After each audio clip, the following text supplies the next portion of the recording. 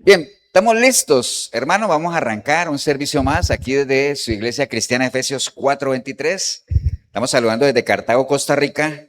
Hoy es domingo 2 de agosto de este 2026. Estamos arrancando mes, ya la última recta del año. Y bueno, ya todo tiene un tiempo, como les decía ahora, ya adoramos, ya alabamos, ya nos saludamos, ya los chicos se fueron y vamos a entrar en el tiempo de la predicación de la palabra, que es el tiempo por el cual estamos aquí, ¿no? A la larga es el alimento espiritual y lo demás pues son añadiduras, pero vamos a entrar en el tiempo más importante. Así es que para que nos rinda precisamente ese tiempo, voy a pedirles a todos que vayamos al libro de Hechos. Busque el libro de Hechos capítulo 19. Hechos capítulo 19. Vamos a estar desde el versículo 23 en adelante. Mientras la iglesia lo busca, animar a la gente ahí en el video también. Tenga una Biblia cerca, a la mano, consúltela. Siempre les digo lo mismo porque es algo que nunca pasará por alto, nunca pasará de moda, nunca dejará de ser útil. Siempre esa recomendación va a ser algo que nos fortalezca y permita que nuestra relación con el Señor pues cada día esté más firme, ¿no? Hechos capítulo 19, verso 23. ¿Ya están ahí, hermanos? ¿Cuál es el título? El alboroto en Éfeso, ¿no? Ahorita vamos a ver algo bien curioso de ese alboroto, ¿no? Pero bueno, dice la palabra del Señor ahí, a partir del versículo 23, dice que hubo por aquel tiempo un disturbio no pequeño acerca del camino, porque un platero llamado Demetrio, que hacía de plata templecillos de Diana, daba no poca ganancia a los artífices, a los cuales reunidos con los obreros del mismo oficio les dijo: varones, sabéis que de este oficio obtenemos nuestra riqueza, pero veis y oís que este Pablo, no solamente en Éfeso, sino en casi toda Asia, ha apartado a muchas gentes con persuasión, diciendo que no son dioses los que se hacen con las manos. Y no solamente hay peligro de que este nuestro negocio venga a desacreditarse, sino también que el templo de la gran diosa Diana sea estimado en nada y comience a ser destruida la majestad de aquella a quien venera toda Asia y el mundo entero. Cuando oyeron estas cosas, se llenaron de ira y gritaron diciendo: grande es Diana de los Efesios. Padre, te damos gracias en este día, Señor. Gracias por tu palabra, gracias por esa linda oportunidad, una más, Señor, que tenemos, no solamente de leerla, escucharla, sino que podamos entre todos entenderla, meditarla, para que después podamos vivir cada una de las enseñanzas que trae, Señor. Para eso disponemos todo nuestro ser, Señor. Gracias te damos por ella en el nombre precioso de Cristo Jesús. Amén y amén. Pueden tomar asiento, hermanos.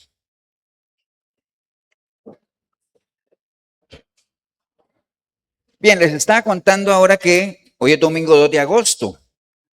O sea, el 2 de agosto es una fecha particularmente especial para Costa Rica. Bueno, para gran parte de Costa Rica, ¿no?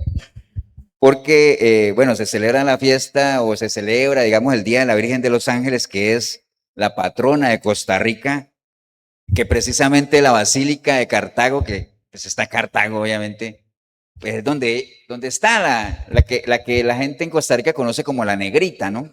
Entonces, desde semanas, inclusive días atrás, antes del 2 de agosto, comienza hacia Cartago lo que aquí llaman romería, pero que para que la gente que está fuera del país nos entienda es como una peregrinación, ¿cierto? ¿Sí? La gente de diferentes lugares del país vienen y convergen aquí en Cartago y llegan ahí, algunos ni entran a la basílica, simplemente llegan y se devuelven, ¿no?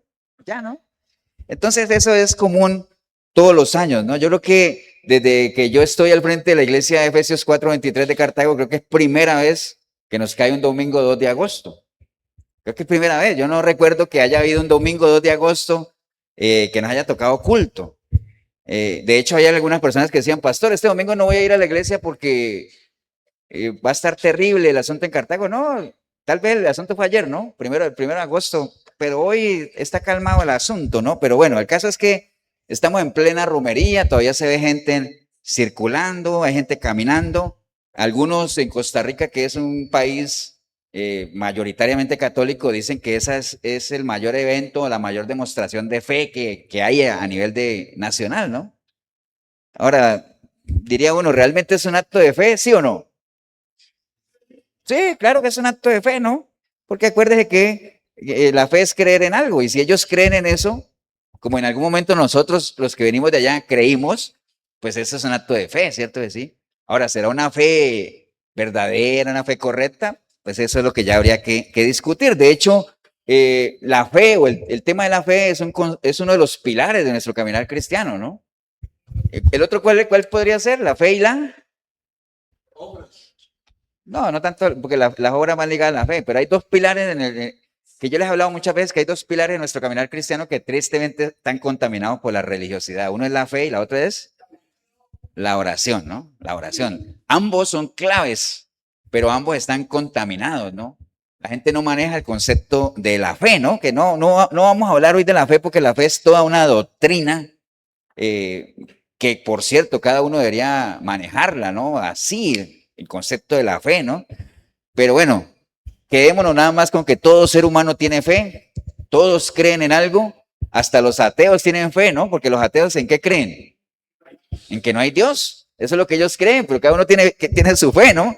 Entonces, como les decía, tristemente la fe ha sido contaminada por mucha religiosidad, ¿no? Entonces, en medio de eso, en estas fechas precisamente comienza uno a ver ese contrapunteo entre quiénes, entre católicos y cristianos evangélicos, ¿no? Y digo cristianos evangélicos porque muchos católicos dicen, pero nosotros también somos cristianos. Bueno, pues digamos que uno diría, pastor, ¿y los católicos son cristianos? Bueno, ellos creen en Cristo.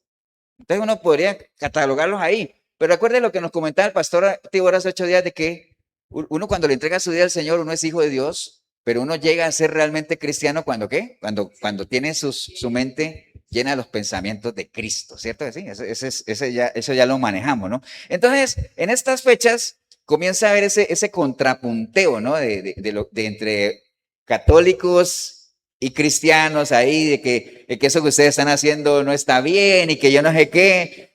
¿Me entienden? Entonces, a veces se arma lo que nosotros conocemos, que acabamos de leer ahí, como un alboroto. Ahora, ¿qué es un alboroto? ¿Qué es un alboroto? Cuando dice, uy, se armó un alboroto, ¿qué es eso? Pues se armó una discusión, un caos, bueno, eso es un alboroto, ¿cierto? ¿Sí? Entonces, todo esto de la romería y todo esto de la peregrinación, pues arma un alboroto, no solamente a nivel de que las calles se cierran y todo eso, sino que también comienzan a haber esos contrapunteos entre unos y otros, unos citan las escrituras, otros defienden su fe y todo eso. Entonces, por eso me pareció interesante esto que acabamos de leer, de que también en Éfeso sucedió, ¿qué cosa? Un alboroto, ¿cierto que sí? Entonces vamos a retomar lo que leímos ahorita de Hechos, capítulo 19, que estamos ahí en el verso 23, ¿no? Porque les decía que curiosamente ahí se menciona un alboroto, ¿no? Y ustedes se van a dar cuenta, hermanos, ahorita que lo vayamos desarrollando, o sea, lo curiosamente análogo, cuando digo análogo es lo parecido que hay entre esto que vamos a escudriñar y lo que vivimos, lo que estamos viviendo. Y en algunas cosas que estemos comentando, usted va a decir, no es sino reemplazar Éfeso por quién, por Cartago, ¿no? ¿Y Pablo por quién? Ah, por cualquiera de los que defiendan la doctrina. Yo dije, van a decir que por usted pasó. No, por mí no. ¿Me entiende? Entonces, vamos a estar ahí, ¿no? Vamos a escudriñar eso. Entonces, el versículo 23 que leímos dice que hubo por aquel tiempo un disturbio no pequeño acerca del camino. Entonces, hubo por aquel tiempo. Entonces uno diría, acuerde que últimamente, si usted nos ha seguido y ve las prédicas, últimamente hemos estado escudriñando así como de una manera sistemática, ¿no? Que es la mejor manera de entender, ¿no? Porque cuando uno dice ahí, hubo por aquel tiempo, ¿cuál tiempo? ¿O qué tiempo ese era? ¿A qué tiempo se refiere ese? Eso, Pablito, Pablito, pobrecito. Y ha dicho amén, ¿no te pareces que ver más a Pablito? ¿Cuál tiempo era ese? Pues, o sea, nos vamos a la palabra, el capítulo 19. ¿Cuál es el título del capítulo 19? Pablo en Éfeso. Entonces, ¿cuál es ese tiempo? El tiempo en el que Pablo estaba ¿dónde? En Éfeso, ¿cierto que sí? Y entonces dice que en ese tiempo en que Pablo estaba en Éfeso hubo un disturbio tremendo. Ahora, ¿por qué lo hubo? Entonces uno tendría que saber qué es lo que Pablo estaba haciendo en Éfeso que generó ese disturbio, que es lo mismo que un alboroto, ¿cierto? ¿Sí? Entonces, si nosotros comenzamos a leer en el capítulo 19 de Hechos, nos damos cuenta de que sí, que Pablo obviamente, dice el versículo 1, que cuando entre tanto que Apolos estaba ahí en Corinto, Pablo, después de recorrer las regiones, vino a Éfeso y se encontró a algunos discípulos, ¿cierto? Y entonces cuando se encontró a esos discípulos les dijo, oiga, ¿y ustedes recibieron el Espíritu Santo? Y entonces los discípulos le dijeron, ni sabíamos que había Espíritu Santo, ¿no? O sea, eso le dijeron. Y entonces él dijo, oiga, y entonces ustedes, ¿cómo se bautizaron? Dice, no, nosotros nos bautizamos, recibimos el bautizo ¿de quién? De Juan, ¿no? Nosotros recibimos el bautizo de Juan, dice ahí. Entonces, recibieron el bautizo de Juan. Y entonces Pablo les dijo, bueno, es que Juan bautizó con bautizo de arrepentimiento, diciendo que al pueblo que creyeran, pero que creyeran ¿en quién? En aquel que habría de venir. Pero aquel que habría de venir, ¿qué pasa? Ya vino, ¿cierto que sí? Entonces dice ahí que cuando oyeron esto, fueron bautizados en el nombre del Señor Jesús. Ahora, aquí quiero pararme un momentito ahí porque hay mucha gente que dice, sí, ve, así como Pedro, también Pablo bautizaba en el nombre del Señor Jesús. Pero es que ellos ya habían sido bautizados, o sea, a los judíos. El problema con el pueblo judío ahí es que ellos no había que convencerlos mucho de la existencia de Dios Padre, porque ellos sabían que Dios Padre existía, inclusive sabían también del Espíritu Santo, lo que no sabían era que podían ser bautizados en el nombre del Espíritu Santo. El tema con ellos era la persona de nuestro Señor Jesucristo. Eso era lo que hay que hacer énfasis, por eso es que ellos bautizaban en el nombre de Jesús, para que entendieran y supieran que era lo que les faltaba, digámoslo así, ¿no? Entonces los bautizaban en el nombre de Jesús y habiéndole puesto Pablo las manos, vino sobre ellos el Espíritu Santo y hablaban en lengua y todo eso. Entonces dice el versículo 8 que Pablo, entrando en la sinagoga, comenzó a hablar con denuedo. ¿Qué es denuedo? Con mucha firmeza, con ganas, con elocuencia, seguro de lo que estaba hablando. Entonces comenzó a hablar mucho de nuevo por espacio de 3 meses. Imagínense, 3 meses discutiendo y persuadiendo acerca del reino de Dios. Ahorita vamos a hablar de esa palabra persuadir. Eso la vamos a ver ahorita. Y después dice, bueno, el caso es que no quiero adelantarme un poquito más, porque más adelante viene que hay gente que se endureció y que no creían, y entonces Pablo a raíz de eso se separó y comenzó a enseñar en otro lado, y estuvo así casi que enseñando cerca de 2 años, dice el versículo 10. Y en esos 2 años hacía milagros y todo eso. Y ahí es donde viene la historia aquel de que dice que algunos de esos judíos que hacían exorcismos y todo eso, cuando vieron que Pablo y sus discípulos hacían milagros, ellos creyeron imitar eso y entonces comenzaban a decirle a la gente, hey, en el nombre del Cristo que predica Pablo, te ordeno que salgas tratando de liberar demonios. ¿Se acuerdan de esa historia, no? Y que los demonios dijeron, hey, pero es que a Cristo, Cristo sabemos quién es, porque los demonios conocen al Señor.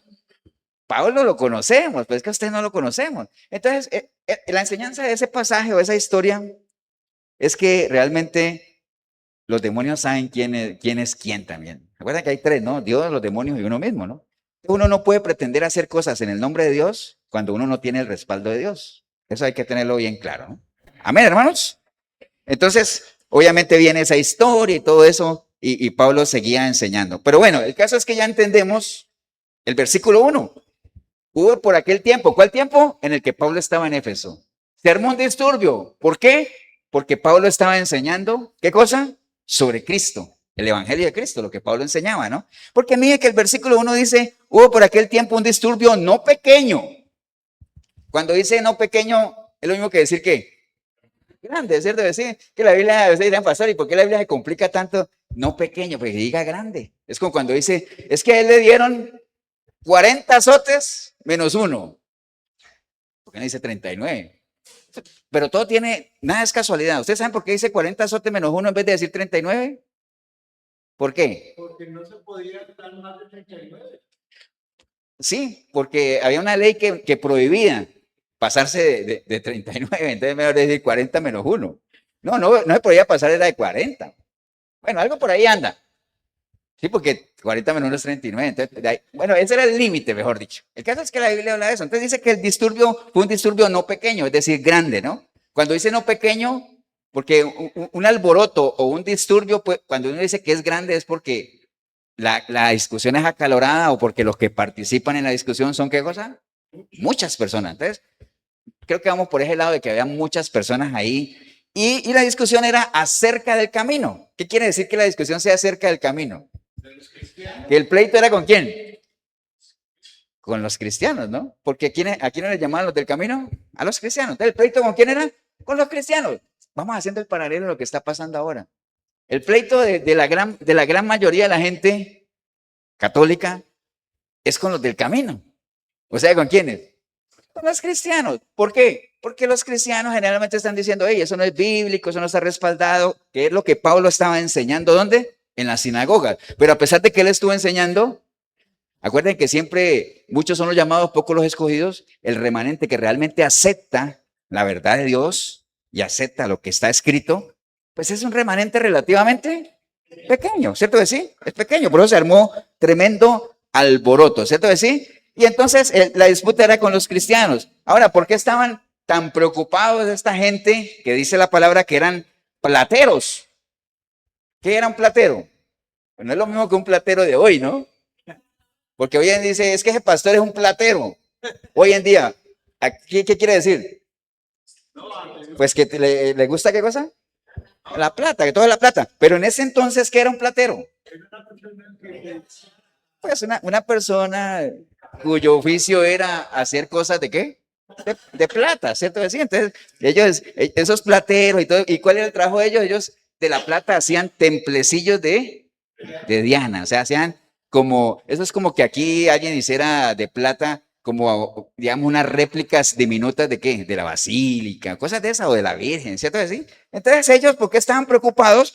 Adelantándome un poquito en el versículo 27, dice, es que, vea, allá anda este Pablo y nos ha quitado gente, ¿cierto? ¿Sí? Y el problema es que, dice ahí, no solamente el peligro, dice ahí, ¿no? No solamente el peligro es que nuestro negocio se dañe, ¿no? O sea, porque era un negocio, amén. No solamente, ahora, usted haga el paralelo a hoy en día, ¿no? Haga el paralelo a lo mismo hoy en día. El problema no es que nuestro negocio se desacredite, sino que, o sea, el templo de la gran diosa Diana sea estimado en nada y comienza a ser destruida la majestad que sabemos que ella tiene, ¿no? Imaginen ustedes que realmente el mensaje cristiano calara, pero fuertemente dentro de las toldas católicas o dentro de la religión tradicional, pues, o sea, que fuera algo con fuerza, que cada cristiano tuviera el mismo denuedo de Pablo y de tal manera que cada vez fueran más las personas que fueran, ¿qué cosa? Persuadidas, ¿no? Entonces, ¿qué va a pasar? ¿Qué pasaría con toda la majestuosidad de lo que conocemos hoy? Se comienza a desacreditar, ¿cierto? Sí, entonces, y entonces si comienza a ir gente, se pone en riesgo, ¿qué cosa? El negocio.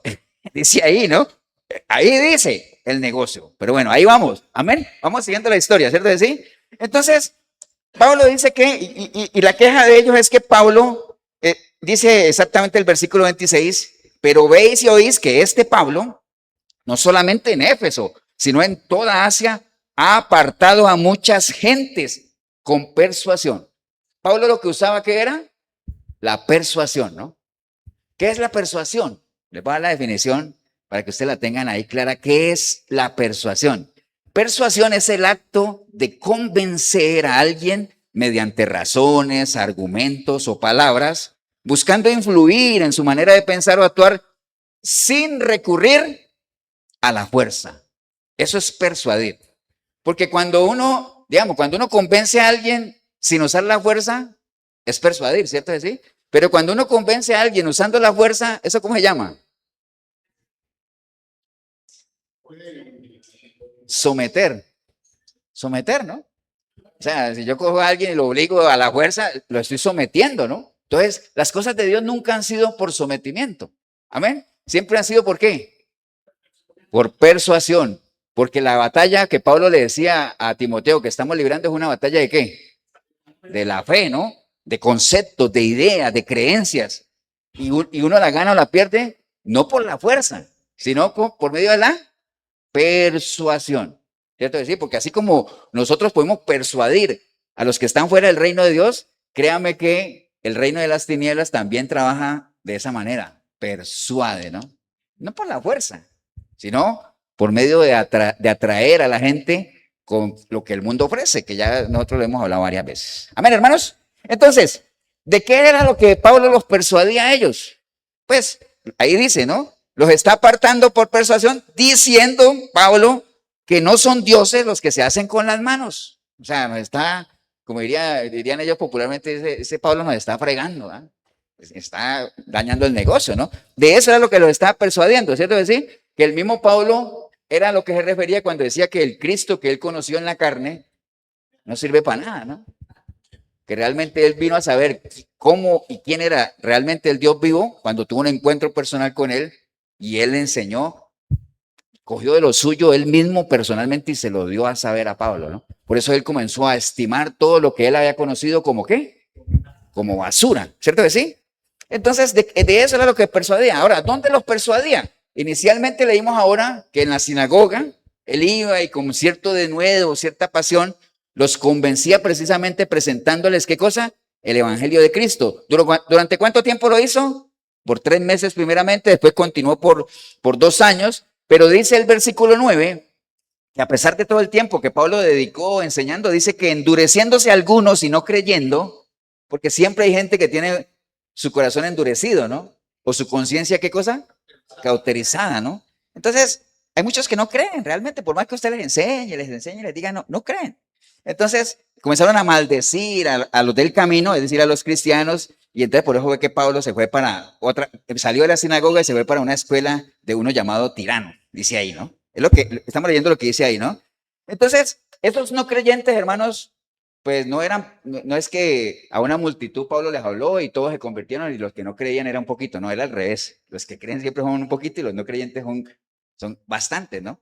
¿Y por qué digo que son bastantes? Porque habla de que digamos, el alboroto o la discusión que se formó era grande, ¿no? Entonces era bastante gente, ¿no? Entonces, tenga presente eso. Siempre al final los que creen es un remanente, ¿qué cosa? Pequeño, ¿no? El sembrador salió a sembrar 4, y de las 4, ¿cuántas pegaron? Solo una, ¿no?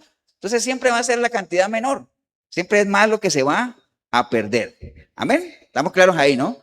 Ahora, hay algo bien curioso sobre estos que no creyeron. Yéndome un poquito más adelante al versículo 32. Bueno, porque nada más para que usted tenga la historia, acuerda que entonces él decía, bueno, se está persuadiendo a eso, y no solamente el peligro que ellos veían de que cada vez iban a haber menos gente, entonces la majestuosidad de Diana y todo. Porque acuérdate que Éfeso era una ciudad donde había mucha plata, era un puerto importante.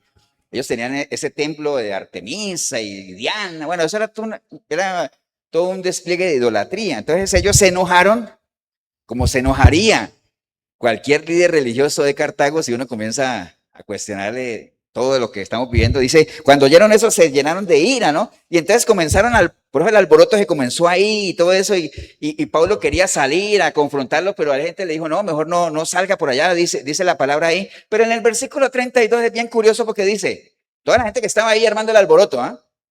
Que los que estaban armando el alboroto eran ¿quiénes? Los que no creían, ¿cierto que sí?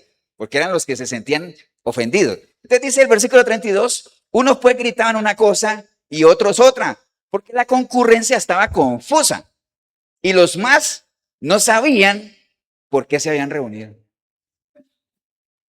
Bueno, usted pasa lo mismo, a la gente que está caminando, usted le pregunta que para qué van allá y hay mucha gente que no sabe, no saben.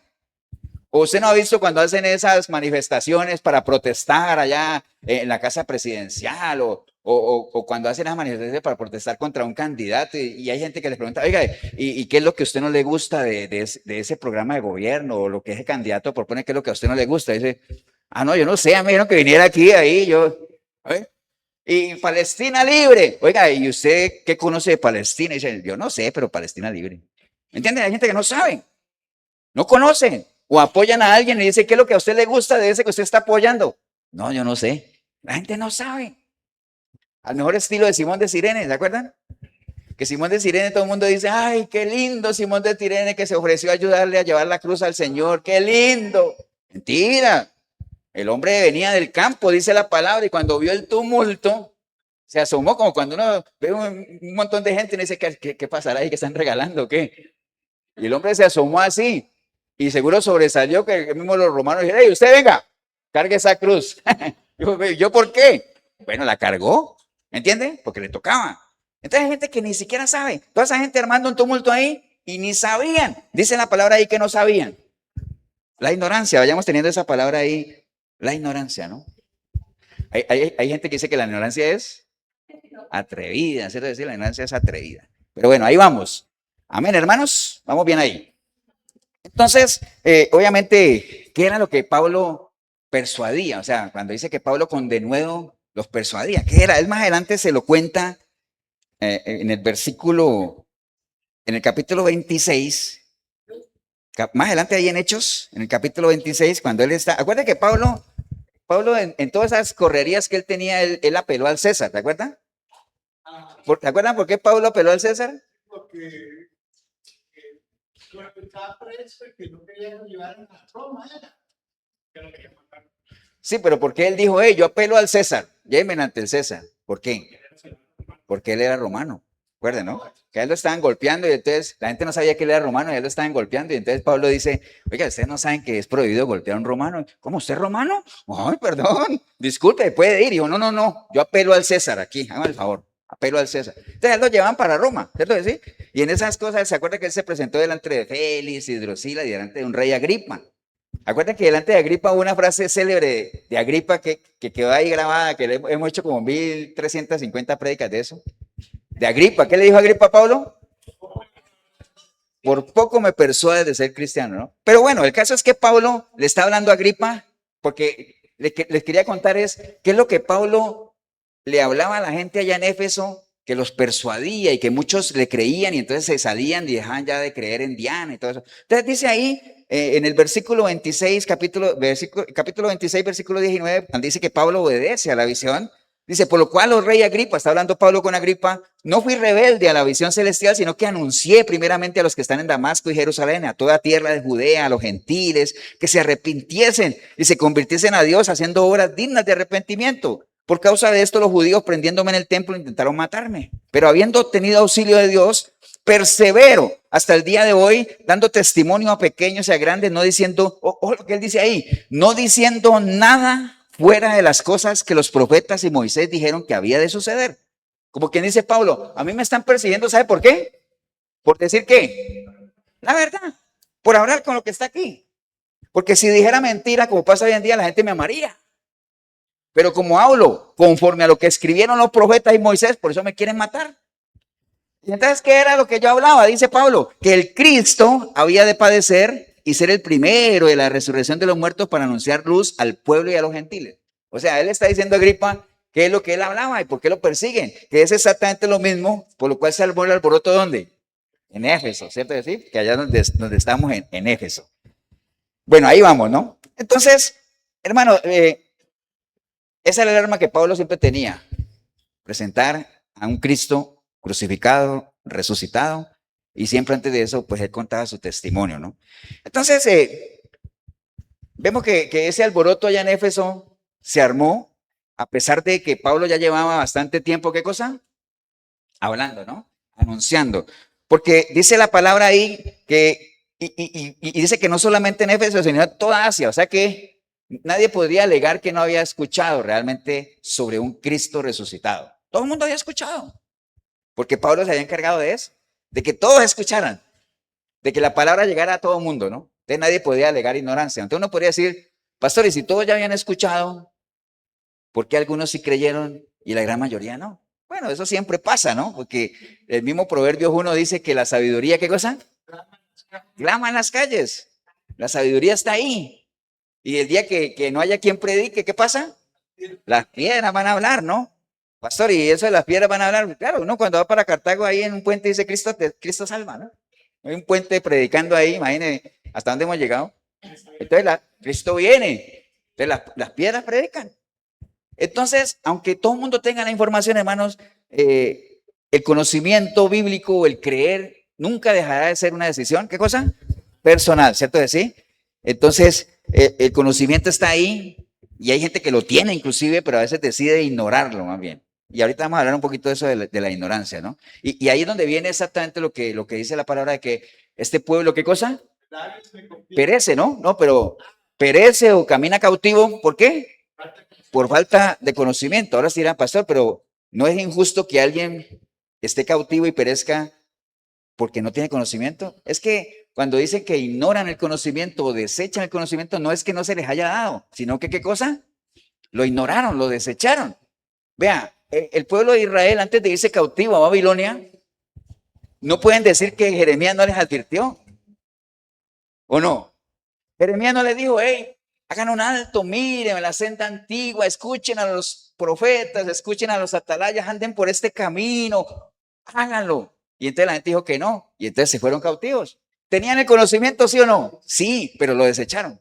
Amén, hermanos. ¿Cuánta gente no hay hoy cautiva en las cosas espirituales? No porque no tenga el conocimiento, porque la sabiduría está ahí al alcance. La Biblia, nadie puede decir que no tiene alcance a la Biblia, pues, ni escrita, ni en la parte, digamos, a nivel de un celular o las redes sociales. O sea, herramientas hay para hacer estudios bíblicos. O sea, uno tiene que pesar, obviamente, porque no todo lo que uno lee es real, ¿no? Ahí es donde viene aquello de que uno tiene que agarrar todo, separar, pero para eso hay que tener discernimiento, ¿no? Para poder uno identificar qué es de Dios y qué no es de Dios, ¿no? Entonces, la gente siempre ha tenido el conocimiento, ¿no? Y ahí es donde quiero pasar un poquito, porque parte de lo que se ve y todo lo que vemos aquí hoy y lo que se vio ahí en Éfeso era porque la gente, a pesar de haber recibido la información, decidieron qué cosa, ignorarla o desecharla, ¿no? Entonces, era exactamente lo que el Señor le dijo a un grupo de religiosos, estudiosos de la palabra, que le dijo, es que ustedes están equivocados, ¿por qué? Erran, porque ignoran qué cosa, las escrituras, ¿cierto? Y no le estaba diciendo a cualquier pintados en la pared, le está diciendo a un grupo religioso muy conocido que se llamaban, ¿cómo se llamaban aquellos que no creían en la resurrección? Los saduceos.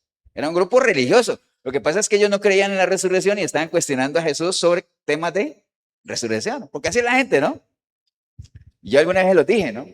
La gente que más critica, que apoyen a las iglesias, que den ofrendas, ¿son quiénes? Los que no ofrendan o los que no se congregan. Hoy en día los que más critican a la gente que se congrega son los que no se congregan. Amén. Y ahora será, pastor, y eso aplica para todo, eso aplica para todo, ¿no? Los que más critican a los que van a ver partidos de fútbol, ¿quiénes son? Los que nunca van al estadio. ¿Cierto que sí? Así pasa, ¿no? Está bien. Entonces el Señor le dijo a esa gente, ¿no? Les dijo, hey, ustedes, el problema de ustedes es que ustedes ignoran las escrituras. Entonces esto de ignorar, porque ignorar tiene digamos, hay dos connotaciones de ignorar. Uno ignora cuando no sabe algo, ¿cierto que sí? Pero también uno ignora cuando conociendo ese algo, decide qué cosa, obviarlo, o decide rechazarlo o menospreciarlo, ¿no? Acuérdense que alguna vez hemos hablado de eso, ¿no? Y después el ejemplo de Jorgito otra vez lo voy a volver a poner. Por ejemplo, que yo me encuentre a Jorgito en la calle, ¿no? Y que yo diga, ay, ya viene Jorgito, pero ahorita no tengo tiempo y me pongo a charlar con él. Entonces yo me hago el loco y decido qué cosa, ignorarlo, aunque lo conozca. Entonces hay mucha gente que ignora cosas aunque las conozcas. El sabio ve el peligro y qué cosa, y se aparta o decide qué cosa, ignorarlo. Decide ignorarlo, ¿no? Entonces, pero el Señor le está diciendo a esta gente, que era gente sabia, gente muy inteligente, gente que escudriñaba las escrituras, le está diciendo, hey, ustedes están equivocados porque ignoran las escrituras. Ustedes aunque la conocen, no le están dando la validez, no le están dando el crédito, no le están dando el lugar que merece y eso los lleva a equivocarse, ¿no? Entonces, básicamente, dentro de las cosas que lo llevan a uno a equivocarse, está eso, el ignorar algo, ¿no? Ya sea porque uno no lo conoce o ya sea porque uno conociéndolo dice, no, a mí no me va a pasar. O se está viendo la cosa ahí, están viendo las evidencias y dice, no, pero yo no creo que a mí me pase. ¿Entienden? Entonces, y eso lo lleva a uno a equivocarse, ¿no? Entonces, y se acuerdan que esa comunicación o esa conversación de los saduceos con el Señor era de que si una mujer que tiene, ¿se acuerdan que 7 hermanos se casan con ella y se mueren todos 7 y que allá en el cielo con cuál se va a casar? Y cuando el Señor les dice, ustedes ignoran las escrituras porque ustedes saben que allá vamos a ser como ángeles. Toda esa conversación, ¿no? Ya en algún momento habíamos comentado, lo voy a comentar rápidamente, sobre los peligros de ignorar las escrituras, ¿no? Porque esa gente precisamente estaban, como dice, con un sáfiz espiritual ahí, hablando de la resurrección, de temas de resurrección, ignorando totalmente lo que la Biblia habla sobre la resurrección. Pero bueno, digamos que algunos peligros rápidamente de ignorar las escrituras. Recuerden que ignorar las escrituras nos conduce a desviaciones doctrinales, ¿no? Ahí, cuando uno ignora las escrituras, ¿qué es exactamente lo que puede estar pasando en estos días de todo lo que estamos viviendo aquí en Costa Rica y lo que se vio ahí en Éfeso es que cuando uno ignora las escrituras, pues como quien dice, ¿para dónde va Vicente? ¿Para dónde va toda la gente, no? Entonces, ahora dice, pastor, pero bíblicamente no hay algo para decir eso. Sí, la Biblia dice que el que ignora las escrituras es llevado para cualquier viento de ¿qué?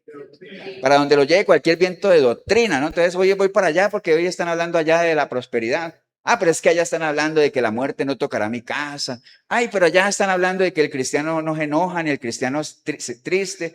Uy, pero allá dicen que pare de sufrir. Y entonces anda así, ¿no? Y entonces nunca va a tener un fundamento sólido. Y entonces va a ir para donde lo lleve la corriente, ¿no? Como tal. Ahora, ¿qué hace que uno vaya de aquí para allá? Precisamente que uno ignore las escrituras. Porque cuando uno conoce las escrituras, conoce la verdad, entonces uno se planta en la verdad. Entonces ya nadie lo puede engañar, ¿no? Amén, hermanos. Entonces, si la gente realmente escudriñara la palabra, conociera las escrituras, pues no se dejarían meter tanta fábula que venden por ahí, tanto humo, porque dice la palabra en Juan 16:13 que el Espíritu nos guiará ¿a dónde? A toda verdad. ¿Y cuál es la verdad? Cristo dijo, tu palabra es verdad, ¿no? Tu palabra es verdad. Entonces, primer peligro, ignorar las escrituras, uno es presa fácil de cualquier desviación doctrinal. Lo otro es la dependencia que se forma cuando uno ignora las escrituras. Cuando uno ignora las escrituras, uno se convierte en esclavo ¿de quién? Del que las conozca, ¿cierto que sí? Ahora, si el que las conoce es una persona de buen corazón, pues digamos que no hay tanto peligro. Pero el problema es cuando el que no conoce las escrituras es esclavo del que las conoce y el que las conoce la manipula. Ahí sí estamos en un problema serio, ¿no? Entonces, por eso es que hay mucha gente que idolatra más a pastores y líderes religiosos que al mismo Cristo. Por eso es que dentro de las toldas católicas, y ahora no me van a decir pues que, porque siempre cuando uno habla de eso, ahí sí salen comentarios. Nunca tiene uno tantos comentarios bueno, tantos digo yo, porque yo no paso de 5 comentarios en los videos, pero cuando hablo de eso tengo 6. Ahora sí, atacando. No, por eso es que, y porque ya nosotros vivimos ahí, los que venimos de la católica. O sea, para los católicos es más sensible que les hablen de quién que de Cristo. De María. O sea, usted a un católico le puede hablar lo que quiera de Cristo, descalificar a Cristo, pero ojo, no se va a meter con la Virgen porque ahí sí hay un pleito. ¿Entiende? Ahora, ¿me entiende? Entonces, ¿a qué lo lleva uno eso? A la ignorancia de la palabra. Entonces tiene una dependencia emocional. ¿Y por qué una dependencia? Porque ¿quién les enseñó eso? O los que hemos sido católicos, ¿quién enseñaba eso? Esa enseñanza venía directamente ¿de dónde? De Roma, porque son dogmas que no se discuten, se implantan. Entonces uno tiene esa cierta dependencia, digámoslo, a ciertas celebridades o a ciertas autoridades, ¿no? Y entonces, básicamente es eso. Entonces uno ni cuestiona nada. Entonces, todo eso, ¿no? Al final, ¿no? Y dentro de las toldas cristianas, si alguien le dice, hey, no juzgue, el cristiano no puede juzgar, entonces todo el mundo, ¿por qué? Porque ignoran las escrituras. ¿Cierto? ¿Sí? Es un ejemplo nada más, ¿no?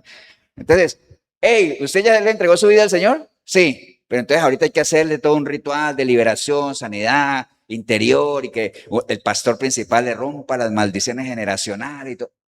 Y la gente ¿cuánta gente no se somete a eso? Muchísima. ¿Por qué? Porque ignoran las escrituras, porque si no ignoraran las escrituras sabrían que la sangre de Cristo es más que suficiente. La sangre de Cristo te limpia de todo pecado. Ahora se dirá, pastor, pero después de que uno le ha entregado su vida al Señor, ¿no viene un proceso de restauración? Eso es otra cosa. Restaurar, perdonar, sacar cosas que la basura que uno tiene aquí, despójate de esa vieja naturaleza que está viciada. Eso es un proceso diferente. Pero eso no tiene nada que ver con quebrar maldiciones generacionales ni nada de eso, ¿no? Entonces, recuerde que la ignorancia esclaviza, ¿no? Esclaviza, y si hay algo que caracteriza a un esclavo es que el esclavo no piensa, sino que el esclavo simplemente, ¿qué cosa? Ejecuta. Amén. A eso nos lleva a ignorar las escrituras. Ignorar las escrituras también lleva a la gente, hermanos, a concentrarse en obras y no en la fe. Acuérdense que siempre en esto, siempre ha habido ese contrapunteo entre las obras y la fe, ¿cierto? Las obras y la fe. Nosotros, como ya tenemos la información, yo esperaría que sí, nosotros ya sabemos exactamente en qué etapa de nuestra vida es importante o no las obras. Amén. Y nosotros sabemos que si estamos apartados de Dios, las obras no nos sirven. Ahí lo que nos sirve, ¿qué es? un arrepentimiento genuino, en la fe en Cristo. Amén.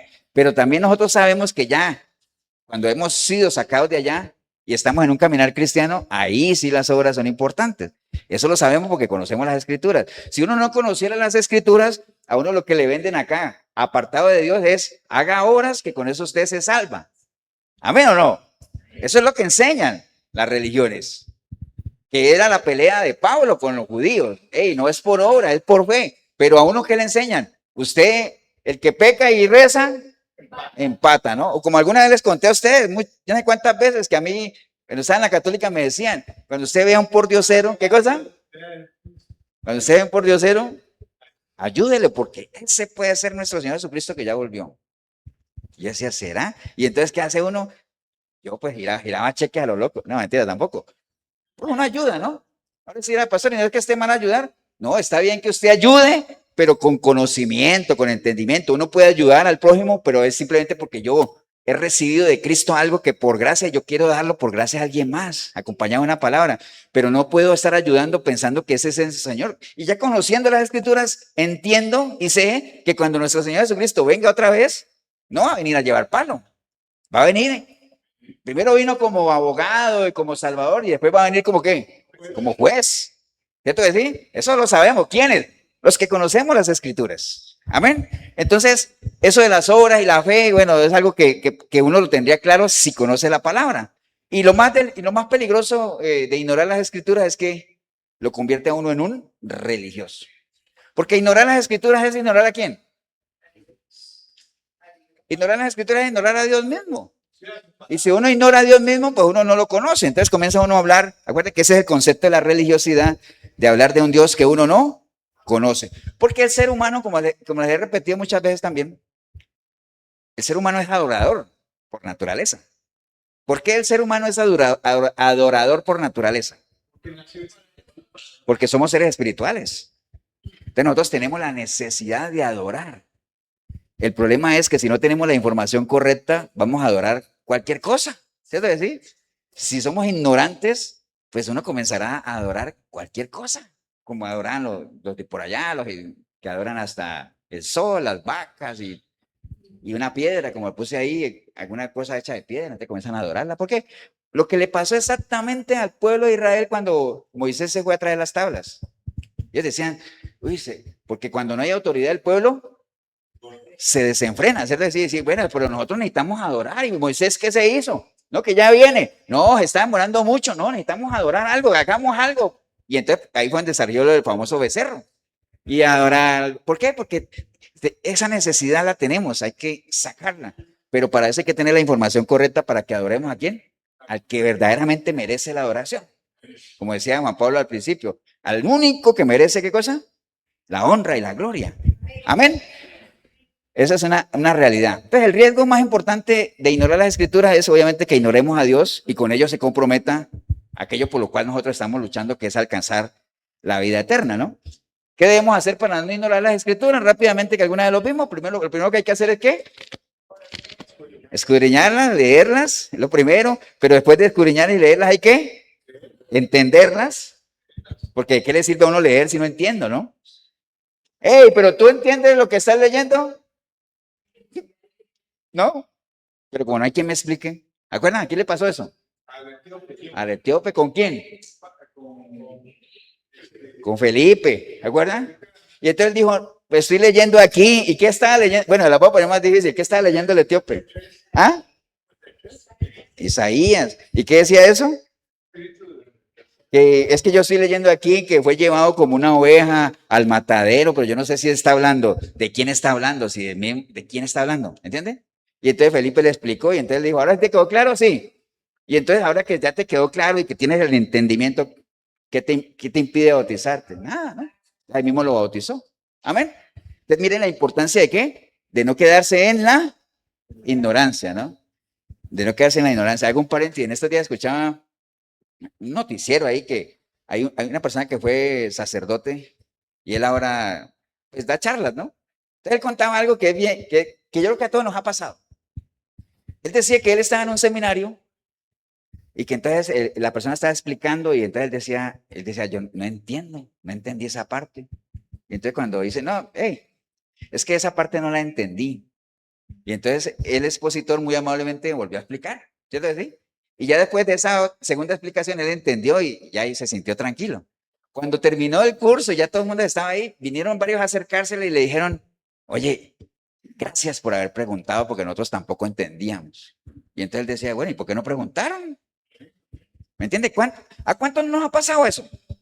Dígame, ¿a cuánto no nos ha pasado que estamos en una reunión y uno quiere hacer una pregunta y uno dice, uy, pero es que cuando alguien de por allá dice, hey, y hace exactamente la misma pregunta que yo iba a hacer, pero que no la hice, no sé por qué. Y entonces el expositor dice, oiga, excelente pregunta. Y todo el mundo es ilustrado. Entonces me dice, ay, si yo la hubiera hecho.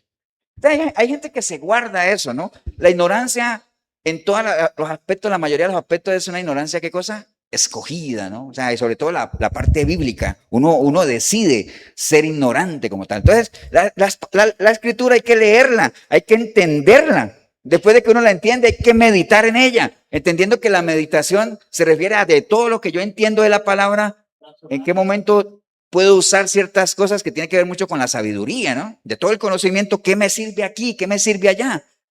El Señor Jesucristo cuando fue tentado, Él supo exactamente cómo responder a cada tentación. ¿Y cómo respondió Él? Con la palabra, pero no con la espada correcta, ¿no? Uno tiene que usar la espada correcta en el momento correcto. Usted nunca ve a un torero ahí, bueno, aquí no hay toreo de ese, ¿no? Y cada vez hay menos, ¿no? Pues usted nunca ve a un torero con un toro de 400 kilos, con una espadita ahí de esgrima, ¿no? No, lo mata el toro. Tiene que tener su espada correcta, ¿cierto que sí? Y tampoco va a haber, o exactamente lo que le pasó a David cuando Saúl lo vistió, ¿cierto que sí? Y bueno, ahora sí vete a pelear con Goliat y David dice, pues que esta armadura me queda como grande. Digo, no, yo no puedo pelear con eso, yo voy a pelear con lo mío, lo que yo sé manejar. Amén. De eso se trata, ¿no? Cada uno use lo suyo. Entonces, después de meditarla, pues hay que vivirla, hay que aplicarla, porque eso es lo más importante que todo es que uno viva la palabra. Pero para usted vivirla, tiene que meditarla, para meditarla tiene que entenderla, y para entenderla tiene que leerla. Amén. De eso se trata, ¿no? Entonces, y eso es lo que nos va a permitir pasar de un concepto que el Señor tenía de nosotros allá en Jeremías, que decía, este pueblo es un pueblo, ¿qué cosa? Ignorante. Y esa ignorancia los lleva a que no me conozcan. Y si no me conocen, es un pueblo necio. Y como son necios, son buenos para hacer el mal y no saben hacer el bien. Amén. Entonces, si ustedes le dijeran eso, o sea, a uno le dijeran eso y decía, ¿en serio eso es lo que piensa Dios de mí? Uy, no, yo me voy a poner a estudiar porque no puedo creer que Dios tenga ese concepto de mí. Entonces comienza uno a escudriñar y entonces cuando uno llega acá dice, otra vez aquí, ahora sí hable de mí. Ah, bueno, nación santa, pueblo rescatado por Dios. Ahora sí puedes ir a anunciar las virtudes de aquel que te ha rescatado. Amén. Pero las cosas no son gratis, hermano. Todo hay que pelear por ellas, ¿no? Entonces, insisto, conocer las escrituras es una decisión personal porque no es falta. Hay un principio que manejamos en la iglesia que dice que no es falta de provisión, sino es falta de revelación por falta de relación. Mira qué bonito. Qué bonito, dirían por ahí un expresidente, ¿no? ¿Buena que sí? Me acuerdo como decía Abel Pacheco, ¿de acuerdo? Entonces, hermanos, aquí está la provisión. No solo de pan vivirá el hombre, sino de qué cosa? Toda palabra que sale de la boca de Dios, que está aquí en la palabra. Aquí está la provisión, amén. Pero no todo el mundo la puede recibir, ¿por qué? Porque no tiene la revelación. Porque ¿quién es el que la revela? El Espíritu Santo. ¿Y por qué no tienen revelación? Porque no tienen relación. Amén. Entonces, no es falta de provisión, ahí está. Lo que es falta es de revelación porque no hay relación. Entonces ahí vuelve, entonces ahí caemos en otro tema que es el tema de la relación, ¿no? De que si nosotros llevamos, digamos, todo lo que tiene que ver con Dios, ¿qué es para nosotros? ¿Una relación o es una religión? ¿Se acuerda que también alguna vez lo hablamos? Todo lo que nosotros estamos viendo y que pasaba en Éfeso no era otra cosa más, ¿qué cosa? Religión. Amén. Porque ¿qué es la religión? La religión es un sistema de creencias, costumbres. Vaya, eso que va escuchando, vaya asociándolo si calza o no en lo que estamos viviendo, estamos viendo. La religión es un sistema de creencias, costumbres, símbolos establecidos en torno a una idea de la divinidad o lo sagrado. Las religiones son doctrinas construidas por un conjunto de principios, creencias y prácticas sobre cuestiones de tipo existencial, moral y espiritual. Esa es la religión, ¿no? qué mucha gente hace esos peregrinajes? Por religión, por religión. Porque muchas veces ni entienden. Ahora, ¿por qué caminan? Porque todos los años lo hacemos, ¿no? La gran mayoría por deporte o todo eso, pero bueno, el caso es que eso es una religión, ¿no? En cambio, una relación, ya lo hemos hablado, una relación ya implica ¿qué cosa? Comunicación, reciprocidad, fidelidad, compromiso, el conocerse, eso es una relación, ¿no? Y entonces, cuando uno habla de relaciones, ya salen inmediatamente temas como el conocimiento, ¿no? El amor, la pasión. Por eso es que cuando una persona le entrega su vida a Cristo, dice, yo estaba en la católica y le entregué mi vida al Cristo, entonces, vieras que cambié de religión. No, eso es un concepto errado, ¿no? Porque para que si usted vino a las toldas cristianas, entendiendo que lo que hizo fue cambiar de religión, se hubiera quedado allá. Lo que uno esperaría es que usted, de ver las cosas de Dios como una religión, usted decidió, por medio de una decisión personal, obviamente, convertir eso y dejar toda esa cantidad de costumbres y símbolos, convertirlo en una relación, donde cada uno empieza a decir, yo le doy a Dios y Él me da. Pero no estamos hablando de plata, ¿no? Ya lo hemos hablado. Yo le doy mi tiempo, mis prioridades, le doy mi vida, le entrego mi corazón y Él que me da, me retribuye, me honra con sus bendiciones. Amén, hermanos. Entonces, ahí donde vuelve otra vez la pregunta aquella, es decir, pastor, y entonces si la gente sabe todo eso, porque yo creo que la gente lo ha escuchado, ya ustedes lo han escuchado muchas veces, ustedes en el video también, ¿por qué la gente entonces se resiste? O sea, ¿qué pueden ser esas cosas que le impiden realmente a una persona entrar en una relación y salirse de la religiosidad? ¿Qué puede ser? Entonces, para ir ya a eso, apoyémonos en la palabra, ¿ven? Vamos a ir ahí en el libro de Hechos más atrás, en el capítulo 17. Capítulo 17 de Hechos, para que nos apoyemos en todo lo que le pasó a Pablo. Ya vimos que ese alboroto en Éfeso, exactamente el mismo alboroto que vemos por acá, ¿no? O sea, la cantidad de decir, bueno, es que no podemos permitir que se nos baje el negocio y ¿por qué? Porque hay una cantidad de gente ahí hablando del evangelio y persuadiendo de que no, que Dios no es hecho por manos ni de piedra. Bueno, lo mismo, exactamente igual, ¿no? Pero eso que le pasó a Pablo ahí en el capítulo 17, el verso 18, estando Pablo en Atenas, ustedes se van a dar cuenta y ahorita lo van a ver, que es exactamente lo mismo que estamos pasando. Hechos 17, versículo 16, ¿no? El tema central de Pablo ahí en Atenas, pues tiene que ver con la religiosidad, ¿no? Acuérdense, ¿no? Que el pleito de Pablo ahí en Atenas era que la gente estaba adorando a un Dios que no conocían, ¿quiero decir? Que eso fue en esos tiempos. Lo increíble del asunto es que hoy en día siga pasando exactamente lo mismo. Gente adorando a un Dios que no conocen, ¿no? Porque conocer a alguien no es saber que ese alguien existe. Estamos de acuerdo, ¿no? Habrá muchos de ustedes que me conocen a mí porque saben que estoy aquí, pero de seguro que si yo les hiciera un cuestionario de 10 preguntas sobre cosas muy personales mías, muchos no las saben. ¿Cierto, no? Ustedes conocen lo general y todo eso. Pero si yo se las hago a Milena, tampoco las sabe. Bueno, de pronto sí. Entonces, conocer a alguien no es saber que ese alguien existe. Conocer a Dios no es saber que Dios existe. Que Dios existe, todo el mundo lo reconoce. Pero el pleito de Pablo con ellos era ese, ¿no? O sea, ellos estaban adorando a un Dios no conocido, ¿no? Y a pesar de que Dios siempre se ha revelado, ¿no? Desde el principio, la intencionalidad de Dios es que la gente lo conozca, ¿no? Lo conozca porque Dios sabe que conociéndolo lo pueden llegar a amar, que es lo que realmente a Dios le interesa. Amén. Entonces, el versículo 16, ahí en Hechos 17, dice que Pablo está en Atenas, entonces dice que, y cambien, ahora que vamos a leer, mentalmente ustedes cambian Atenas por otro nombre, de otra ciudad, ¿no? Dice, mientras Pablo los esperaba en Atenas, ya él puso otro nombre, ¿no? Su espíritu se enardecía viendo la ciudad entregada a la idolatría. No se hicieron el paralelo, ¿no? Cuando dice que el espíritu de Pablo se enardecía, ¿qué quiere decir?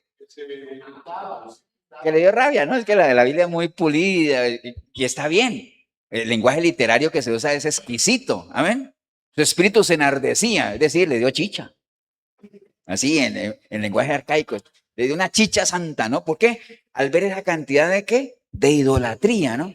Que obviamente si trajéramos a Pablo hoy y lo pusiéramos ahí al frente de la basílica, posiblemente el espíritu de él volvería a enardecerse, ¿no? Entonces dice, básicamente es eso, ¿no? Entonces, el primer obstáculo, hermanos, porque vamos a ver, la pregunta que yo hacía ahorita es, bueno, y a pesar de que está la información y la gente sabe todo eso, ¿qué es lo que le impide a la gente realmente trascender de una de religión a una relación? ¿Qué es lo que le impide realmente estrechar esos lazos, fortalecerlos? ¿Qué es? Porque obviamente estrechar esos lazos es lo que nos va a permitir adorar al Dios que es y entender que Dios no es un Dios hecho de manos de nadie. No es un Dios ni está encerrado entre cuatro paredes y nada. Todo eso, si uno lo entiende, ¿no? Entonces, el primer obstáculo es lo que Pablo le enardecía ahí, que era la idolatría. Amén. Entendiendo que la idolatría no tiene que ver solamente con imagen y todo eso, sino que idolatría es cualquier cosa que se interponga en nuestra relación con Dios. Cualquier cosa, todo lo que se interponga en nuestra relación con Dios, eso es idolatría. Amén, hermanos. Eso es idolatría. Entonces, ahora, en ese entonces, allá en Éfeso, pues ellos tenían otros dioses, ¿no? Y eran politeístas, tenían muchos dioses aquí y allá. Y en el caso de Atenas, peor aún. Que al Dios yo no sé qué, que al Dios. Ahora, hoy en día usted irá a pasar, pero hoy en día nosotros no tenemos esos dioses. Pero tenemos otros. Y usted dirá, pero nuestro Dios deporte. Pastor, ya va a entrar otra vez con eso. Es que el deporte no es que sea malo. El problema es que el deporte se convierte en ¿qué? En nuestro Dios. ¿O cuánta gente no ha dejado las cosas de Dios por el deporte? Y ahora sí, pastor, entonces no volvemos a hacer deporte. No estoy diciendo eso. Sino, ¿cuál es la prioridad, no? ¿Cuál es la prioridad? ¿Entiendes? O sea, hay que hacer una cosa sin dejar de hacer la otra. Y ahí podemos contar cosas, los amigos, el trabajo, la familia, tantas cosas. Pero hay un Dios más peligroso que es el ego, el yo mismo, ¿no? Ese es un Dios bien difícil porque uno puede sacrificar de pronto otras cosas, pero sacrificar el ego, qué difícil es, ¿no? Cuando uno cree estar por encima de las cosas. Entonces, primer inconveniente, ¿cuál es? La idolatría. Tener cosas que se interpongan entre nuestra relación con Dios. Que hayan cosas que nos impidan escuchar la voz de Jesús. Lázaro, levántate. Pero antes de eso, ¿qué hicieron? Mover la piedra, ¿no? Porque no, Lázaro no podía oír. Entonces, hay que quitar cosas, hermanos. O sea, dele a Dios la prioridad, realmente, que busque primeramente el reino de Dios. Las demás cosas son importantes, pero no es lo más importante. ¿Me entienden? Entonces, lo primero es la idolatría que enardecía el espíritu de Pablo, o sea, lo enardecía él, ¿no? Después en el versículo 17 dice, así que discutía en la sinagoga con los judíos y piadosos y en la plaza cada día con los que concurrían. Entonces, hay otro obstáculo, hermanos, ya dejemos ese de la idolatría al otro. Hay otro obstáculo y son las discusiones, pero no cualquier discusión. Hay discusiones que no ayudan en nada.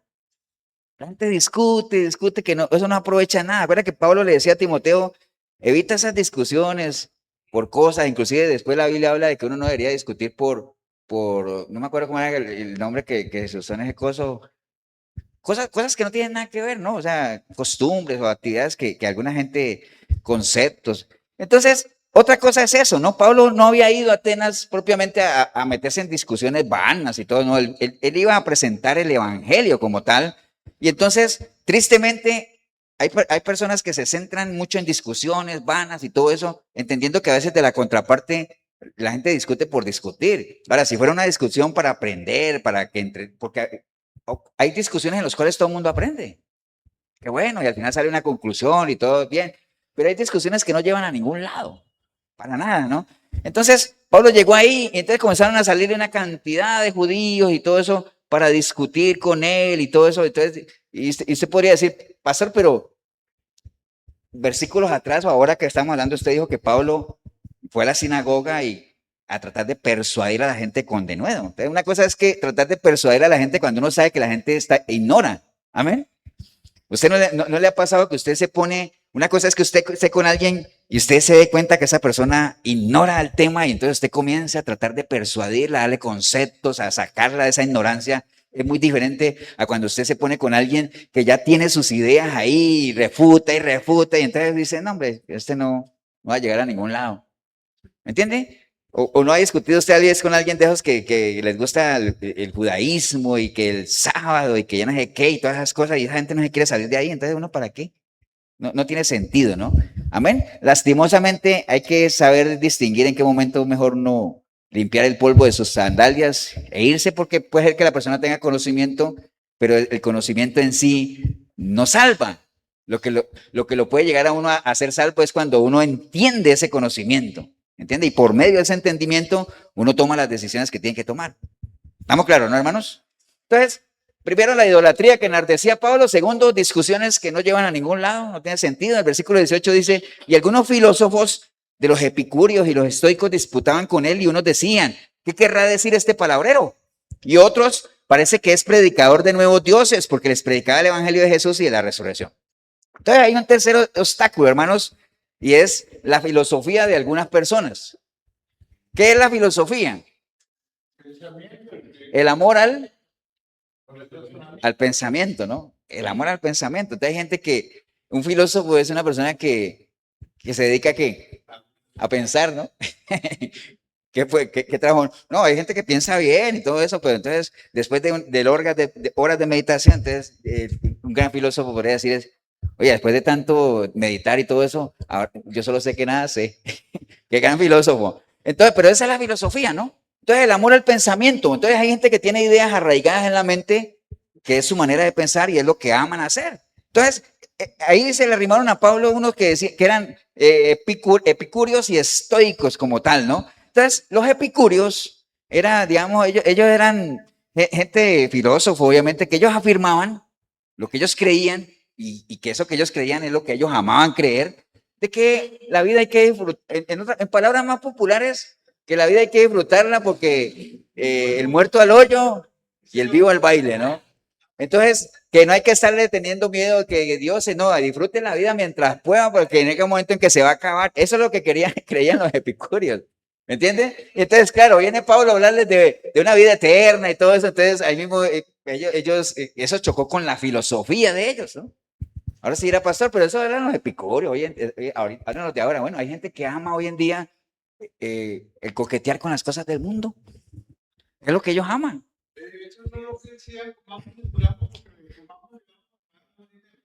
Epicurio, ¿eh? Pablo y Jorgito.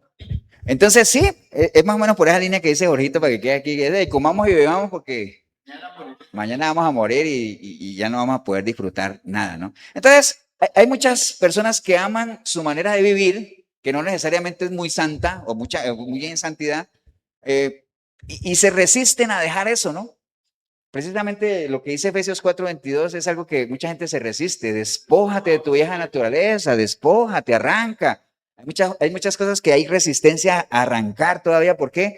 Porque hay cierto cariño, cierto arraigo, como en algunas cosas que ya no tienen nada que ver con Dios o que no tienen, o sea, que no encalzan en la naturaleza santa de Dios, pero que aún así las personas la tienen ahí arraigada, ¿no?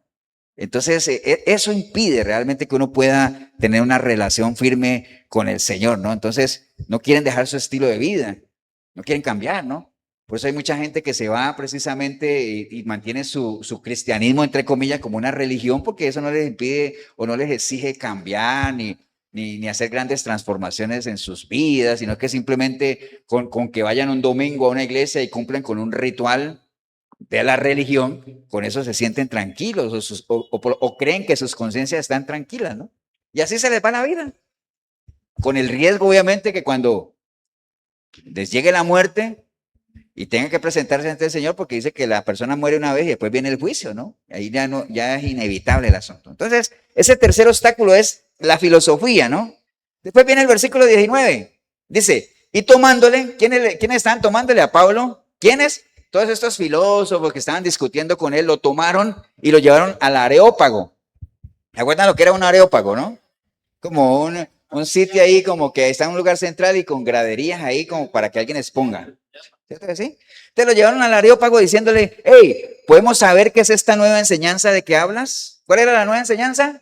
La de Cristo. El Evangelio de Cristo, ¿cierto? ¿Cuál es esta nueva enseñanza de la que nos hablas? pues traes a nuestros oídos cosas extrañas. Queremos pues saber qué quiere decir todo esto. Porque, dice ahí entre paréntesis, porque todos los atenienses y los extranjeros residentes allí en ninguna otra cosa se interesaban sino en decir, bueno, oír algo nuevo. Entonces, un obstáculo también que nos impide, hermanos, trascender de la religión a las relaciones es siempre ese anhelo de estar escuchando cosas nuevas, ¿no? Escuchando cosas nuevas. Es que eso es novedoso, ¿no? Y por eso cuando salen corrientes nuevas y que son bien novedosas, la gente es atraída, ¿no? Porque desde esos tiempos hasta hoy persiste ese interés de que le digan a uno cosas extrañas y cosas que nuevas revelaciones. Y entonces cuando sale un pastor y dice, recibí una visión y el Señor me mostró una nueva revelación y entonces o salió un nuevo evangelio, y ahí mismo todo el mundo corre a comprarlo, a leerlo, porque hay siempre esa tendencia a cosas nuevas, ¿no? A buscar lo nuevo, ¿no? Los atenienses, obviamente, ellos no conocían a Dios, pero siempre estaban ahí pendientes a ver qué palabrero. En Colombia, saludos a la gente de Colombia, en Colombia los palabreros les dicen culebreros. Así les dicen cuando llega alguien a una plaza y comienza a hablar, ¡hey, les traigo la pomada! Y siempre andan con una culebra, por eso se llaman culebreros, porque andan con una caja de cartón y dice, quieta Margarita. Todas las culebras se llaman Margaritas. Saludos a todas las Margaritas. Entonces, pero bueno, acá le decían palabrero. ¿Quién es ese palabrero? Que trae cosas nuevas, ¿no? Trae como cuentos nuevos, pues vamos a escucharlo a ver, cuéntanos a ver, porque eso que traes es nuevo, eso es novedoso. Hay mucha gente hoy en día que anda en ese mismo plan, viendo a ver qué es lo nuevo que dicen allá. Y dice, ¿y por qué te fuiste de la iglesia? Siempre es lo mismo, solo Biblia, ahí no hay nada nuevo. No, yo ando buscando algo nuevo, ¿no? Ahora usted era ahorita pastor y es bueno, o sea, es malo que uno ande en búsqueda de algo. De hecho, ustedes se acuerdan que varias veces les he dicho que cuando Juan el Bautista bautizó a Jesús y le dijo, hey, ahí está el Cordero de Dios, síganlo a él. Que los dos discípulos de él se fueron detrás de Jesús, ¿se acuerdan? Que Jesús decía. Y ella, bueno, ¿y ustedes qué buscan? ¿Ustedes qué buscan? Le digo, no, es que nos dijeron que te siguiéramos a ti. Entonces, el problema no es buscar, el problema es buscar lo que verdaderamente se debería buscar. Amén. Hay gente que anda buscando de todo, ¿no? ¿En dónde me dicen algo bonito? ¿En dónde hacen algo? ¿En qué iglesia se cae más gente? No, ahí se cayeron 7, allá se cayeron 10, voy para allá. ¿Me entienden? Cosas de esas, andan buscando cosas nuevas y cosas novedosas. Y sí, pastor, pero uno debería buscar, sí. Pero yo me acuerdo, hay un pasaje en la palabra, no me acuerdo qué versículo es, que fueron a buscar a Jesús y Jesús no estaba, se había ido, yo no sé, como que para Cafarnaón. Y entonces la gente agarró sus lanchas, no, sus canoas y todo, allá para buscar al Señor porque lo andaban buscando a Él. Eso es lo que uno debería buscar, la presencia del Señor. Porque cuando uno encuentra la presencia del Señor, encuentra también, ¿qué? Su palabra. En ese tiempo, él cuando llegaba a un lugar era predicar, ¿no? Amén, hermanos. Entonces, eso de estar escuchando cosas nuevas, recuerde, Dios es el mismo de ayer, de hoy, de siempre, es lo mismo. La palabra es la misma de ayer, de hoy, de siempre. No trate de estar escuchando cosas nuevas. Ya lo que está escrito, a los cristianos nos critican mucho cuando uno dice es que ya todo está escrito, ya no hay que inventar nada. Pero ¿por qué se tienen que limitar a un libro? Nada más es lo que nos dicen, amén. Pues es que ese libro nada más es la palabra de Dios, o sea, nada más y nada menos. Pero hay gente que anda buscando cosas nuevas, amén. Eso le pasaba a los atenienses, a toda hora creyendo escuchar cosas nuevas, ¿no? Amén, hermanos. Ahora, versículo 22 y 23. Entonces Pablo, porque acuerden la historia, ¿no? Él llegó ahí enardecido y querían discutir con él, la gente epicúreos que ellos amaban los placeres y todo, entonces los llevaron al Areópago, le dijeron, hey, ¿qué es eso nuevo que nos cuentan? Cuéntanos. Y entonces dice el versículo 22, entonces Pablo, porque hay una diferencia entre Pablo y nuestro Señor Jesucristo. Cuando Pablo estaba frente ahí a gente que lo estaba acusando, ¿qué hacía Pablo? Cuando Pablo estaba ahí, bueno, primero pensemos en el Señor. Cuando el Señor estuvo frente al Sanedrín y todo eso, ¿qué caracterizó al Señor? Se quedó callado, ¿cierto? ¿Sí? Pero cuando Pablo lo ponían ahí delante de gobernadores y todo eso, ¿qué hacía Pablo? Hablaba ¿cómo? Con denuedo, ¿cierto? Sí, se defendía. Y si le estaban pegando, decía, hey, ¿por qué me pegan? Yo soy romano. Entonces, ¿por qué? Ahora, uno diría, pastor, ¿y por qué nuestro Señor se queda callado y Pablo sí hablaba? ¿Por qué? Porque él sabía lo que tenía. Porque cada uno tenía un propósito diferente. Nuestro Señor Jesucristo se quedó callado. ¿Por qué? Porque era necesario que se cumplieran las escrituras, de que iba a ser llevado como oveja al matadero y ya, y que iba a llevar sobre él, ¿qué cosa? Toda la culpa. Ese era el propósito de él, amén. El de Pablo no. El de Pablo, ¿qué era? Aprovechar cualquier oportunidad, ¿para qué? Para hablar con denuedo el evangelio, porque para eso estoy. Y tengo que ir a Roma, pero es que tiene que pagar el pasaje. No, entonces apelo al César y me tienen que llevar gratis. Bueno, pastor, ¿en dónde está eso? No, no está en ningún lado, pero posiblemente fuera así. Ahora, obviamente ese llevar gratis tampoco fue tan gratis, ¿no? Naufragó, lo picó una serpiente, bueno, de todo lo que ya sabemos. Amén, hermanos. Entonces, Pablo cuando lo llevaron ahí al Areópago dijo: varones atenienses, en todo ser, porque ustedes son muy religiosos.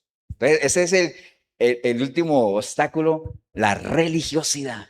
Observo que son muy religiosos porque pasando y mirando vuestros santuarios, allá también un altar en el cual está escrito: al Dios no conocido, al que vosotros adoráis, pues sin conocerle, ese es el que yo les anuncio.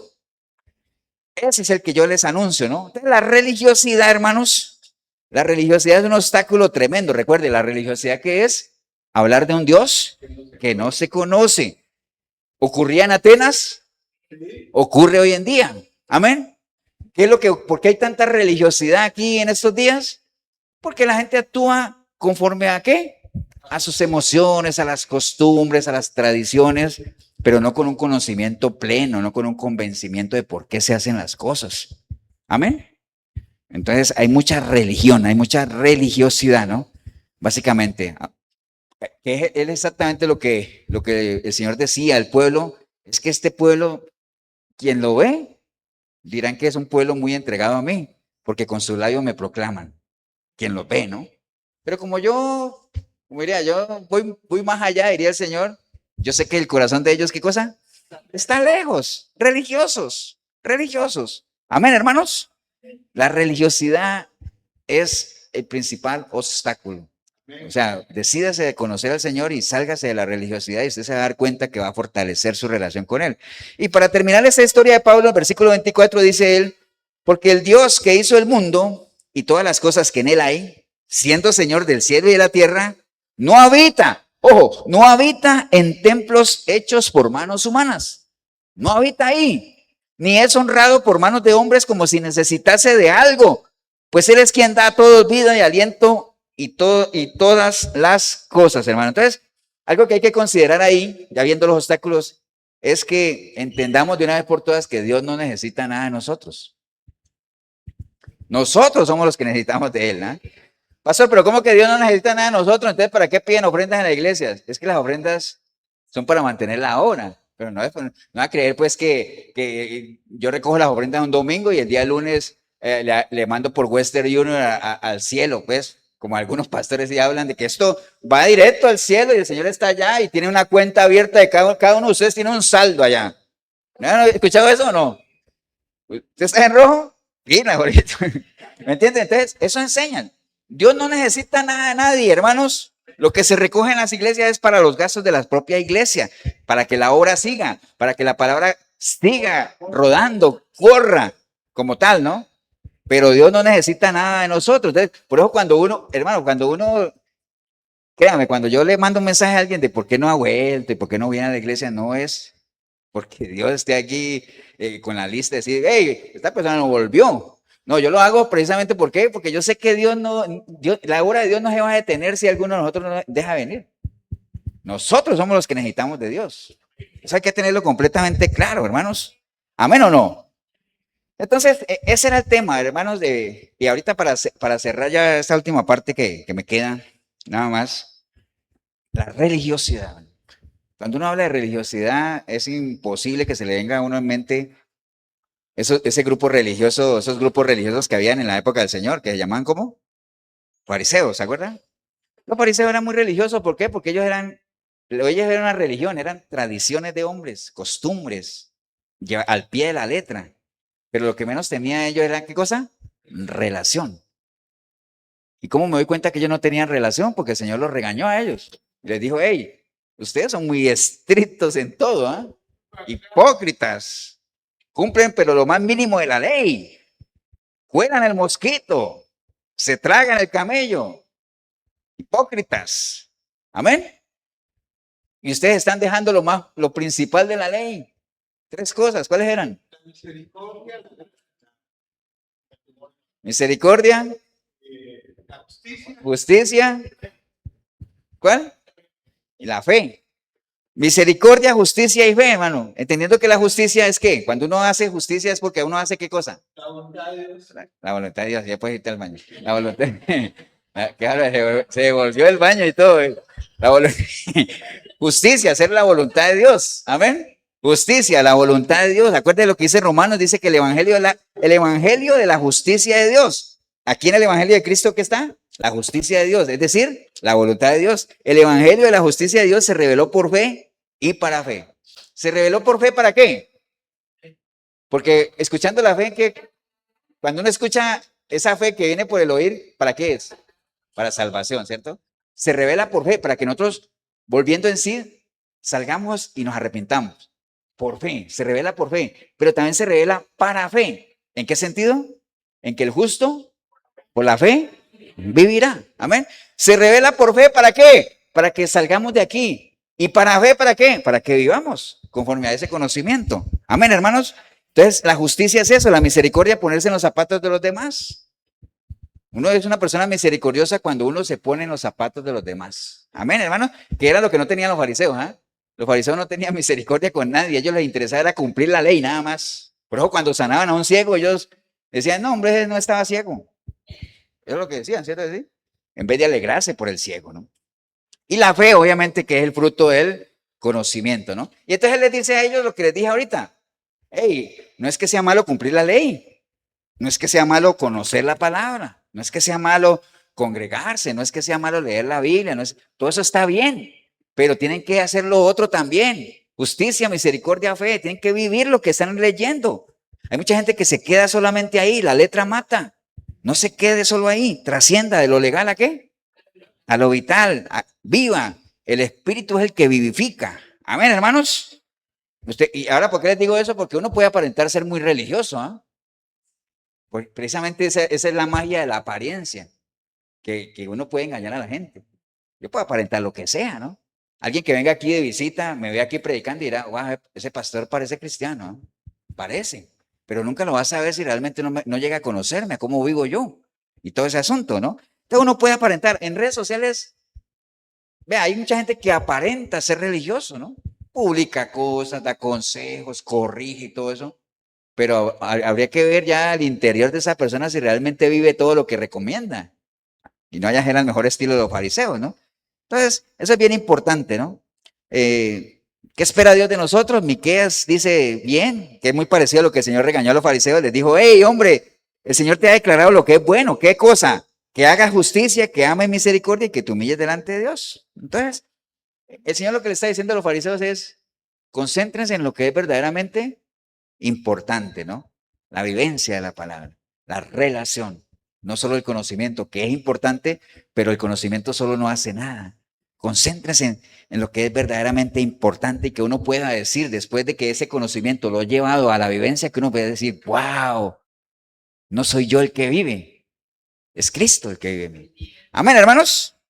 Entonces, simplemente caminemos la milla extra. Caminar la milla extra, ¿qué es? Trascendamos a conocer al Señor. Acuérdense que solamente lo podemos conocer en la medida en que comencemos a vivir todo lo que está aquí. Que es exactamente lo mismo.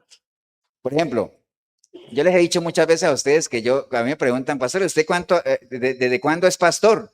Y yo digo, yo soy pastor desde el primer día que comencé a estar al frente de la iglesia. Desde ahí, ¿por qué? Porque comencé a llevar a la práctica lo que durante algunos años aprendí estando sentado en una banca allá en Pavas. Porque yo fui nombrado pastor mucho antes de venir aquí. Pero lo tomo como un tiempo de preparación, ¿cierto? De conocimiento y todo eso, pero realmente uno es lo que es cuando llega a ejercer. Uno estudia 5 o 6 años una carrera, usted puede estudiar 5 o 6 años una carrera de ingeniería, pero usted verdaderamente llegará a ser ingeniero en el momento en que ya se ponga a ejercer lo que aprendió. Amén. Lo mismo pasa exactamente aquí. Entonces, lo que aprendamos, vivámoslo, y esa es la manera de caminar la milla extra, y esa es la manera de que nosotros conozcamos al Dios al que tenemos que adorar. No nos debemos llevar por la religiosidad, y entendamos que Dios es mucho más que una iglesia, que un cuarto, que un templo. Dios habita en nosotros y por medio de nosotros utiliza nuestros ojos, nuestras manos, nuestra boca para hacer tantas cosas que Él necesita hacer y que Él las podría hacer por otra forma, pero Él quiere, porque Él quiere usarnos a nosotros considerando lo que representamos para Él, la creación perfecta. Amén, hermanos. Y además porque la mejor manera de llegarle a otras personas es por medio de personas. O sea, ¿me entienden? Póngase de pie, vamos a darle gracias a Dios. Padre, te damos gracias en este día, Señor. Gracias por tu palabra, Señor. Gracias por esa linda oportunidad que hemos tenido de hacer este recorrido muy interesante, aprovechando los tiempos que estamos viviendo ahorita, ¿no?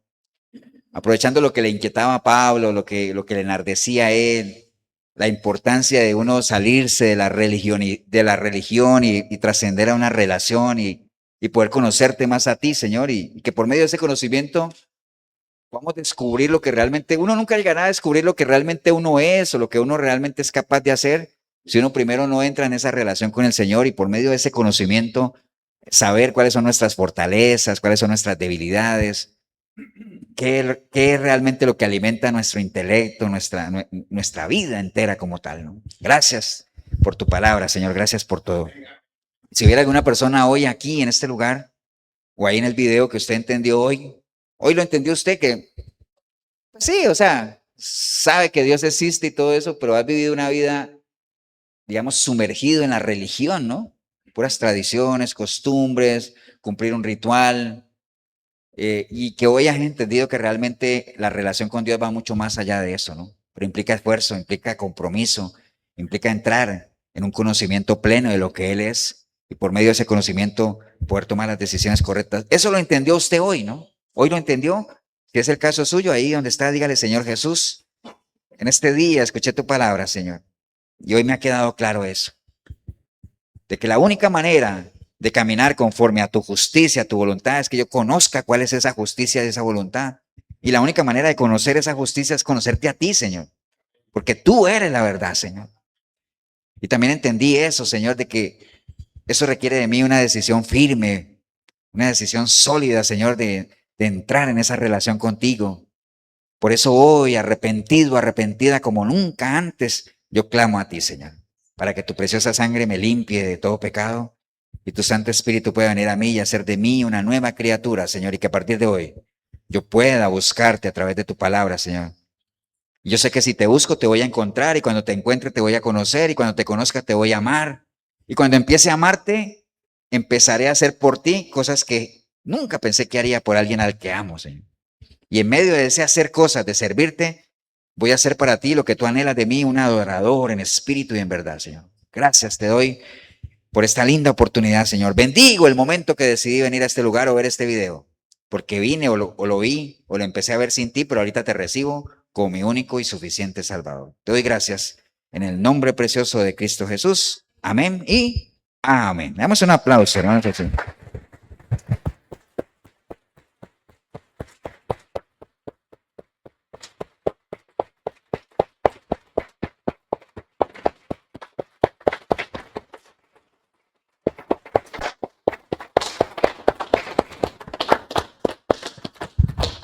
Bien, si usted hizo la oración, felicitarla, pero recuerde, no se quede ahí, ¿no? Porque ahí viene es el arranque de un proceso, muy largo, por cierto, pero que eso no lo desanime. Cuando dice, es que es un proceso largo, ¿hasta cuándo, pastor? Hasta que se muera. O sea, más largo no puede ser, ¿ah?